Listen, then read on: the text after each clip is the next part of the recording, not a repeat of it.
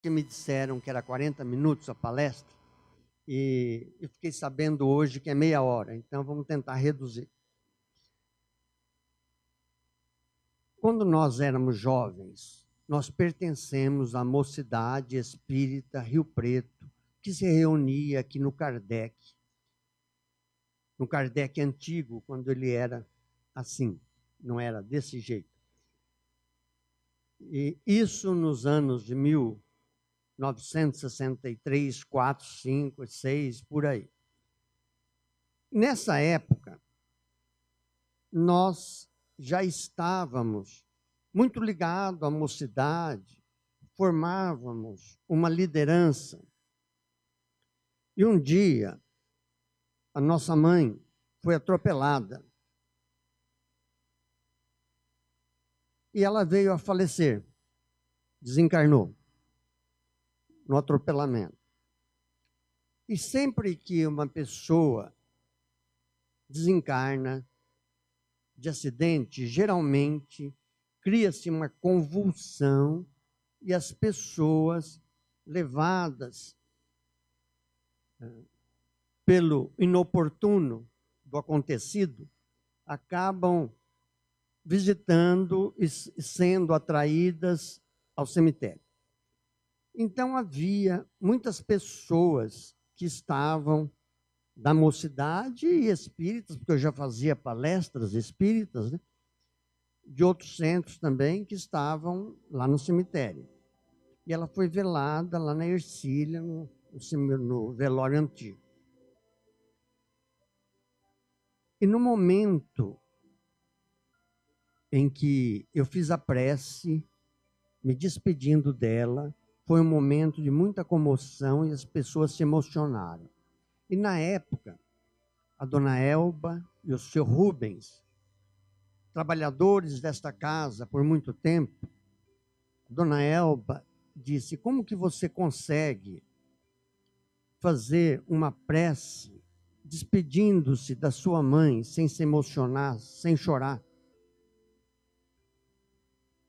Acontece que quando nós temos a consciência de que a morte não existe, nós sabemos que o nosso parente, nosso familiar, não está morto.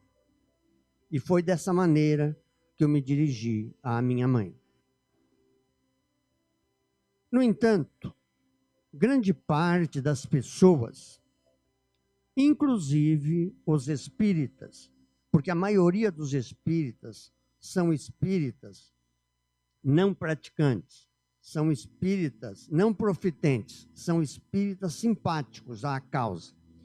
Eles procuram a casa espírita, acham interessante a doutrina, mas não se aprofundam no estudo, embora as casas hoje ofereçam vários cursos. Tanto esta eu sei que oferece, como a lá, Francisco de Assis, o Consolador, o Caibar Schutel, que são casas que eu sei que têm estudos. Então, como a pessoa não se aprofunda, ele não se reconhece desencarnado. E é uma grande parte dos espíritos não se reconhece desencarnado. Ele desencarna e não sabe que desencarnou. E para ele, continua tudo igual, como se ele estivesse realmente aqui na carne. Quando o ministro Flacos, no livro Libertação, disse que o homem, o ser humano, claro, a mulher está inserida, tem 40 mil anos de razão, ele afirmou que nós temos 40 mil anos de pensamento contínuo. Ou seja, nós deixamos o primitivismo, a animalidade há 40 mil anos. Mas o nosso desenvolvimento foi um desenvolvimento muito lento. Leon Denis diria, em uma de suas obras, que a alma dorme na pedra, sonha no vegetal, agita-se no animal e acorda no homem. Então, o animal tem o pensamento fragmentário. Como ele tem o pensamento fragmentário, Ontem o Divaldo fez uma palestra a esse respeito, falando do respeito que nós devemos ter à natureza, o ser ciente. Ser ciente é aquele que é vivo, mas que não tem o espírito ainda, ele tem o princípio espiritual. A árvore é um ser ciente. Se nós não regarmos a árvore, ela vai morrer. Se nós não cuidarmos, ela vai morrer. E os animais também são seres cientes. O cachorro sente saudades, sente ciúmes, sente raiva, mas ainda não é um sentimento, é um instinto que está nele. Então, nós chegamos à condição que nós chegamos, estamos pensando, raciocinamos, mas agimos, na maioria das vezes, de maneira impulsiva. E como nós agimos de maneira impulsiva, grande parte de nós volta para o plano espiritual complicado consigo mesmo, porque ainda não estabeleceu uma sintonia de equilíbrio mental consigo mesmo.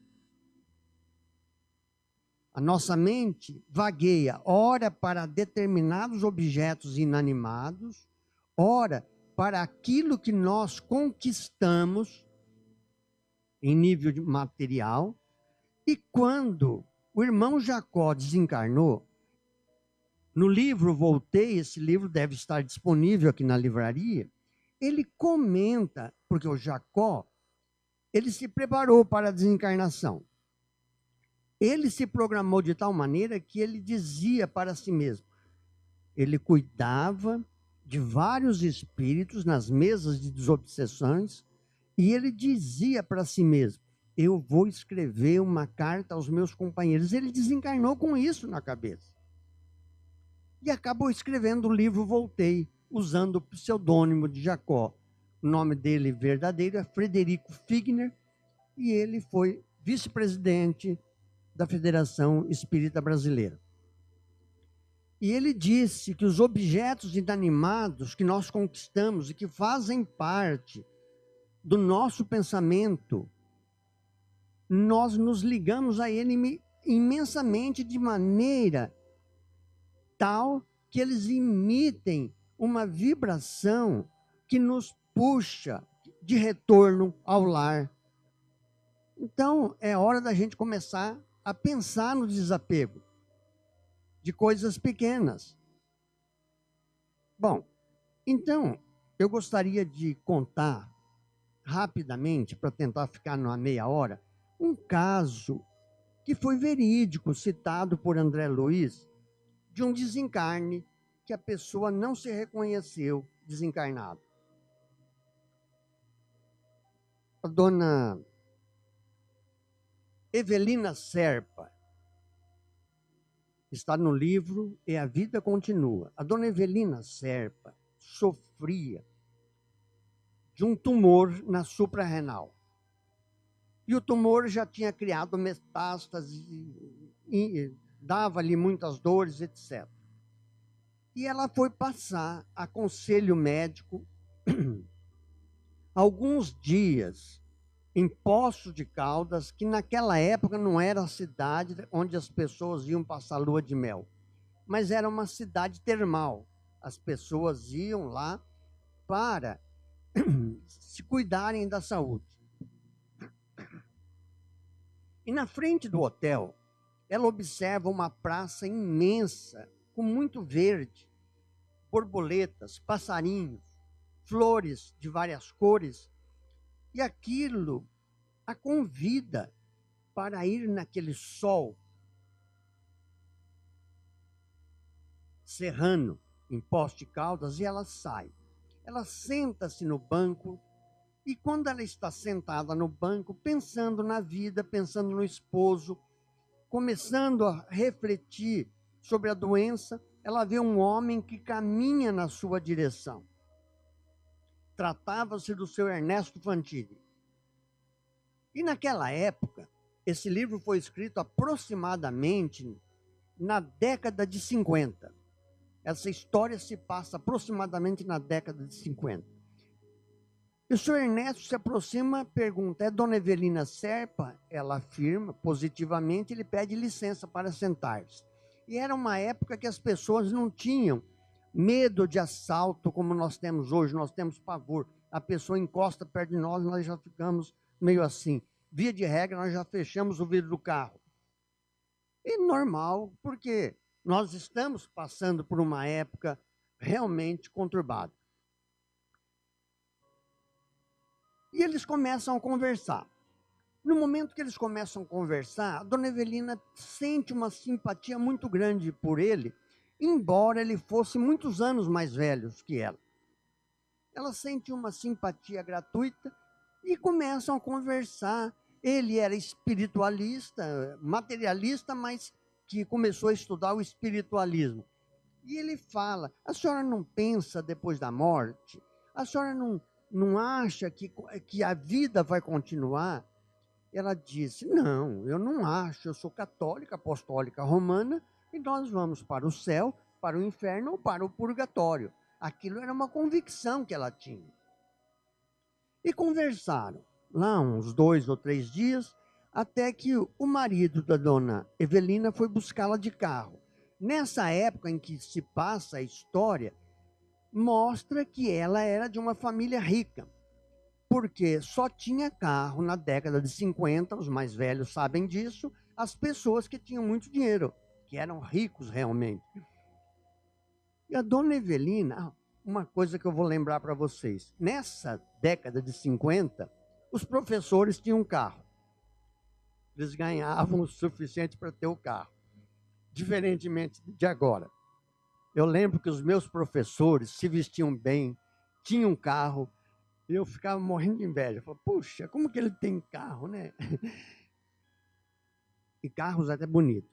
Aí, o Caio Serpa vai buscá-la, leva para casa, que não diz no livro onde ela morava, mas como a sua constituição física, financeira, era razoável, deduz-se que ela morava, provavelmente, na época, na região do Pacaembu, né? Porque era uma região que realmente era uma região de gente rica, de casarões, na Paulista, talvez, da época. Bom, o senhor Ernesto era pobre, pega um ônibus de volta para São Paulo.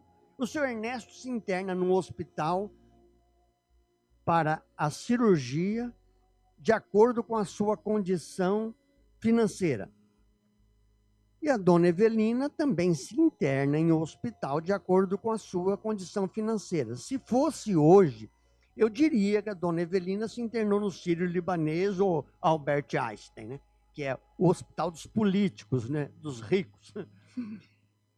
E o seu Ernesto foi lá pelo Tatuapé, quem sabe a Penha, que era um máximo que São Paulo chegava, era Penha, Guaianazes, por aí. Bom, os dias foram passando, a operação se sucedeu, e um dia a dona Evelina estava caminhando pelo corredor do hospital, já convalescente, apoiada pela enfermeira, e ela se encontra com o seu Ernesto. Encontra com o seu Ernesto. E ela diz, ô, seu Ernesto, o senhor aqui. Durante o tempo que ela estava no hospital, ela pensou várias vezes no que o seu Ernesto havia falado para ela. Aí o seu Ernesto diz, ô, dona Evelina, como foi bom encontrá-la, a operação fez muito bem para a senhora. Com todo respeito, a senhora está muito bonita. A senhora está jovem, a operação fez um bem muito grande para a senhora. E ela responde, para o senhor também, senhor Ernesto, a operação fez um bem muito grande para o senhor está corado, viçoso. Os dois tinham morrido e não sabiam. E aí começaram a acontecer algumas coisas interessantes que eles começaram a pensar. Por exemplo, eles estavam muito bem de saúde, sentiam-se muito bem, mas ninguém ia visitá-los. Então está aí uma dica. Se a gente ficar bem no hospital de saúde, não recebe a visita de familiares, já começa a pensar que é um sinal amarelo. Eles estavam muito, muito bem. O senhor Ernesto respirava plenos pulmões, conversava, dialogava com as pessoas, né? Havia um parque onde eles se reuniam no hospital, né? E aí, mas não recebiam alta.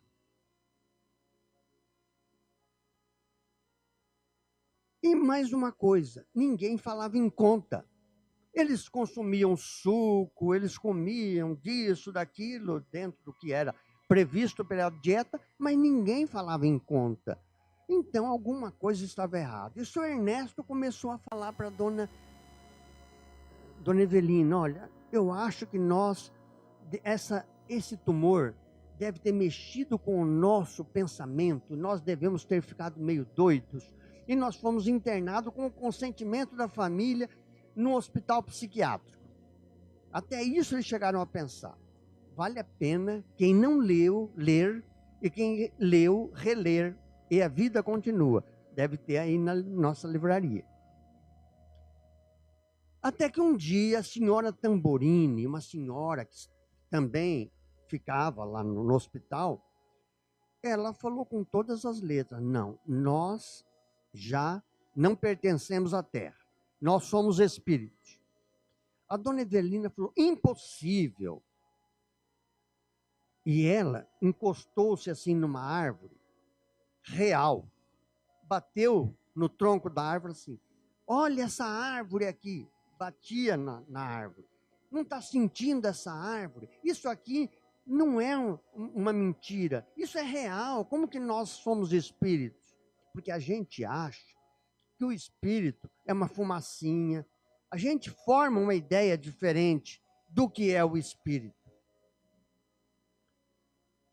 Olha aqueles canteiros lá, veja do que é esse canteiro. E aí a pessoa diz, olha, glicínia, e esse outro, margaridas, e esse outro. Foram falando o nome. Isso é real. Como que isso pode ser espiritual? Não tem nada de espiritual. Bom, chegou uma hora que ela e o senhor Ernesto pediram uma entrevista com o diretor do hospital. E o diretor do hospital, que era uma pessoa preparada para receber espíritos que não sabiam que estavam desencarnados, né, os recebe separadamente. Primeiro eles são recebidos os dois juntos. Depois, numa entrevista particular, eles são ouvidos separadamente. E esse diretor do hospital, quando eles foram recebidos por ele, a dona Evelina perguntou, como que é que eu devo tratá-lo? Ele diz, irmão Ribas. Aí já começou a pegar aí, né? Irmão Ribas. E aí ela disse, senhor Ribas, o irmão Ribas, diz uma coisa, andam falando aí que nós já não pertencemos mais à terra, que nós somos espíritos. Isso é verdade ou é mentira? Torcendo para ele falar que era mentira. Eu estou viva ou estou morta? Falou, bom, dona Evelina, viva a senhora está. Porque a senhora está falando comigo. Morta, morta, morta, a senhora não está. A senhora está falando comigo. Agora, se a senhora me perguntar se a senhora pertence à mesma atmosfera em que respira o seu esposo, a senhora não pertence mais a essa esfera. Sabe qual foi a reação dela? Ela disse, impossível. Mas como ela era uma senhora educada, ela se recompõe e diz, olha, não que eu esteja duvidando do senhor, mas eu só acredito se um padre me disser. Ela era católica apostólica romana. Ele diz, a senhora prefere um padre? Ela falou, eu prefiro me entregar aos benefícios de uma confissão. E ela foi atendida por um padre. O senhor Ernesto, que era materialista e começou a estudar o espiritualismo, ele leu em algumas obras de que, dependendo a situação, o espírito passava por alguma turvação para depois ficar tranquilo. E no caso dele, estava tudo muito tranquilo. E ele tinha um problema de consciência muito grande, porque ele achava que tinha cometido um crime.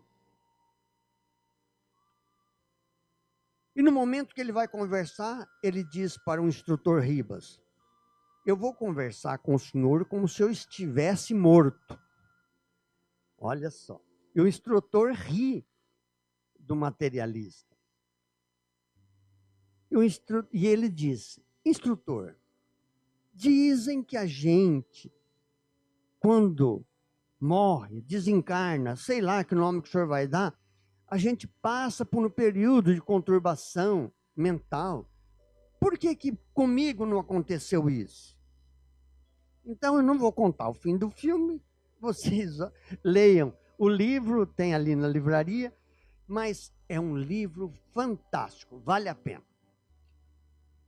E eu gostaria de falar que atualmente a ciência afirma que existe uma matéria invisível que dá sustentação à matéria visível. E o André Luiz, aliás, quando eu entrei na doutrina espírita, por volta de 1955, 56, adolescente, levado pelas mãos abençoadas do meu pai, eu fazia uma ideia do que era a doutrina espírita, do que era o plano espiritual. E só depois, lendo as obras de André Luiz, é que eu fui ter uma verdadeira ideia do que é o plano espiritual. E mesmo assim, essa ideia que nós temos, que é descrita por André Luiz com minúcias, e por outros espíritos, por isso que vale a pena estudar, são informações escritas. Nós não temos uma fotografia do plano espiritual, como nós temos hoje no nosso Facebook, no Google da vida, que a gente vai pesquisar a China, vai pesquisar o Japão, vai fazer outras pesquisas. Então, a informação que nós temos é escrita. E eu fico pensando, a ideia que o Dom Manuel fez quando ele recebeu a carta do Caminha, 3 ou 4 meses depois que ela for escrita, comentando sobre o Brasil. Então, André Luiz nos diz uma coisa muito interessante: tudo o que existe aqui, lá no plano espiritual, existe aí, mas aí não é como aqui. Nós temos que fazer uma ideia, fazer um trabalho mental. Tudo que existe aqui, existe aí. Mas aí não é como aqui. Começa que o André Luiz diz: eu respirava a plenos pulmões. Quando eu li Nosso Lar, eu falei, puxa, mas como? Então o espírito tem pulmão. Eu sentia uma sede atroz. Inúmeras vezes atirei-me a poças d'água para mitigar a minha sede. Está logo no começo do livro Nosso Lar. Então nós vamos vendo essas coisas fantásticas. No capítulo 6, que se chama Precioso Aviso, o André Luiz está já hospitalizado, está sendo atendido, está deitado numa cama. Aqui tem cama, lá também tem cama. A dona Evelina se penteava no espelho.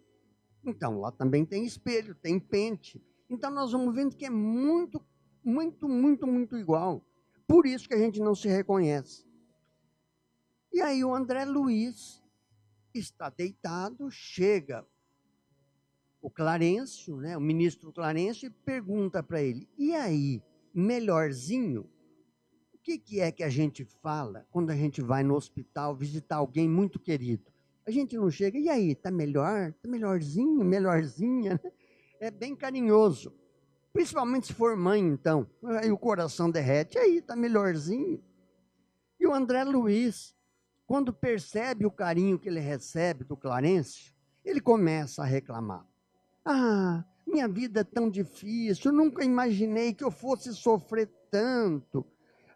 A minha pobre esposa deve estar chorando sobre as minhas cinzas. Quando ele começa a reclamar, o Clarencio pega uma cadeira, cadeira no plano espiritual, tudo que existe aqui existe aí. Pega uma cadeira e coloca perto da cama e fica ouvindo ele reclamar. Depois que ele reclamou bastante, o Clarencio diz: meu amigo, você deseja realmente a cura? Ele não pergunta se ele queria a cura daquela ferida que estava na barriga dele. E ele pergunta, impulsionado por uma energia tal, que o André Luiz somente consegue balançar a cabeça afirmativamente. E quando o André Luiz afirma que deseja a cura, ele diz: então, ouça o que eu vou lhe dizer. Fale o menos possível de você. E não reclame em circunstância alguma.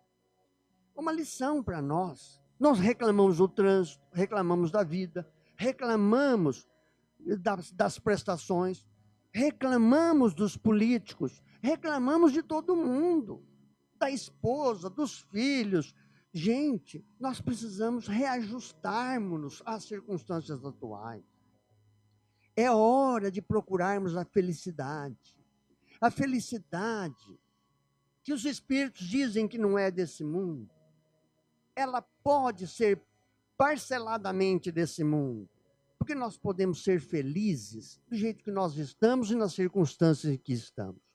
Ontem, na palestra de Divaldo, após a palestra, eu encontrei um amigo.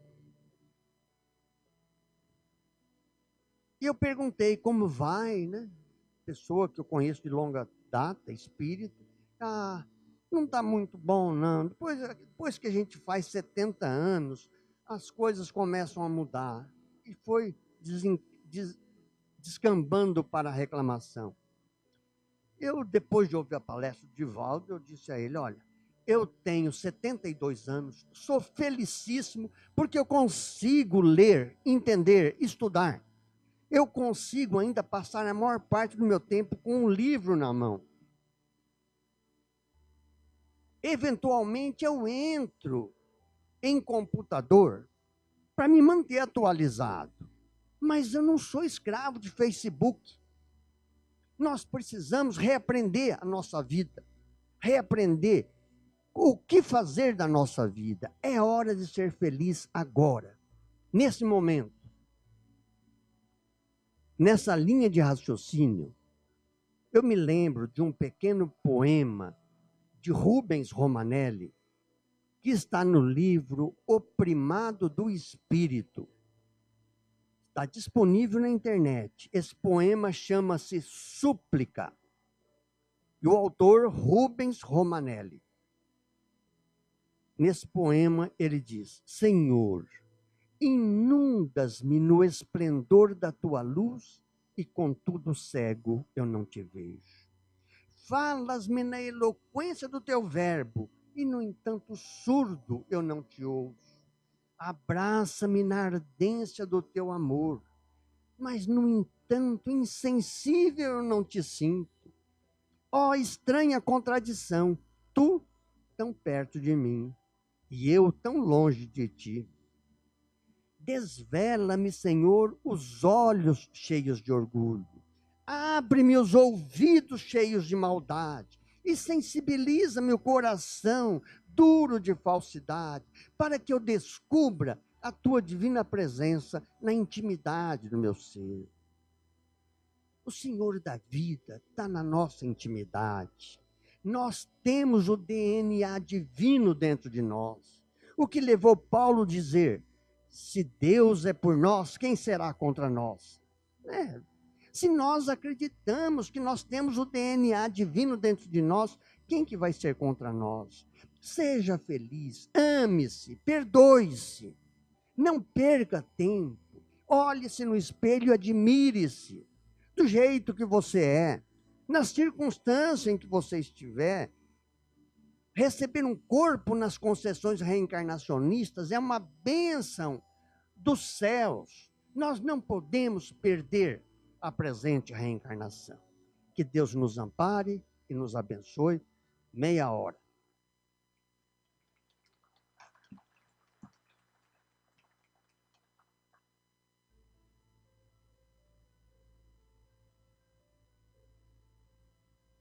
Obrigada, Dorival, pelos seus conhecimentos, pela sua experiência de vida que ele passou para a gente. Um assunto tão importante. Nós deveríamos pensar, nos educar para a morte e encarar a morte como uma passagem. Mas ainda é difícil, só que nós precisamos perseverar, precisamos estudar bastante a doutrina espírita